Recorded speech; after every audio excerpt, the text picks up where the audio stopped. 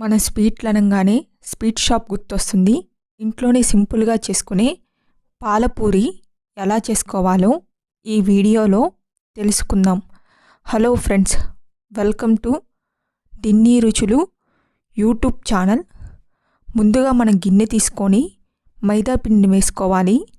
మీరు చేసుకునే క్వాలిటీని బట్టి వేసుకోవచ్చు. కొంచెం సాల్ట్ వేసుకొని కొంచెం నెయ్యి వేసుకొని పిండిని ఉండలు లేకుండా కలుపుకోవాలి. కొంచెం నీళ్ళు వేసుకుంటూ పిండిని ముద్దలా చేసుకోవాలి.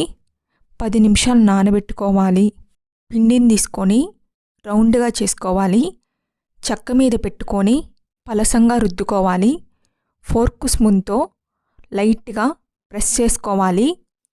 నీళ్ళు తీసుకొని చేత్తో పూరి మొత్తం అప్లై చేసుకోవాలి.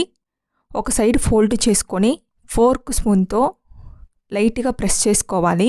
స్టవ్ మీద ప్యాన్ పెట్టుకొని నూనె పోసుకొని వేడైనాక పూరీల్ని వేసుకొని ఒక సైడ్ కాలినాక ఇంకో సైడ్ తిప్పుకోవాలి. అలా ఎర్రగా వేయించుకోవాలి.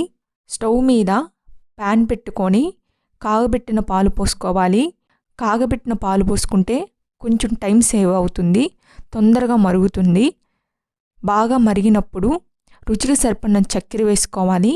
గంటితో బాగా కలుపుకోవాలి. చక్కెర కరిగినాక కొంచెం పచ్చికోవా వేసుకోవాలి. బాగా కలుపుకొని పచ్చికోవా పాలల్లో బాగా కలుపుకొని బాగా దగ్గరగా అయ్యేంత వరకు పాలను మరిగియాలి. కొంచెం యాలక్కాయ పొడి వేసుకొని కలుపుకోవాలి. మనం కాల్చుకున్న పూరీల్ని వేసుకొని గంటెతో లైట్గా కలుపుకొని 1 నిమిషం పాలల్లో ఉడికించాలి.